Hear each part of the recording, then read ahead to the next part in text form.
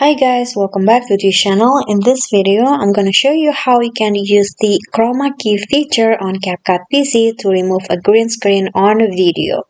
So here I want to add a subscribe button to my video, but the subscribe button video has a green screen on it. I'm going to add it to track first. Then I'm going to drag it to the top so that it covers the main video like this.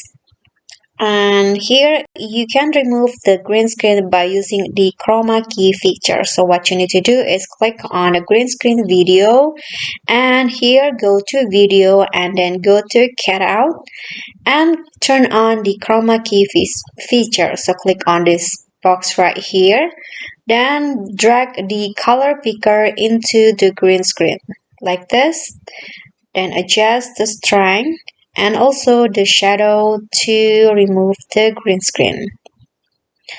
Okay, so you can adjust it to your liking, and then after that the green screen video will gone and you only have that subscribe button like this. And you can always adjust the position. For example, you want to make it small and put it at the corner like this, and that's how we go, like so. Okay, so that's all for me. Thank you guys so much for watching. Don't forget to like, comment, and also subscribe. I'll see you all on the next tutorial. Bye.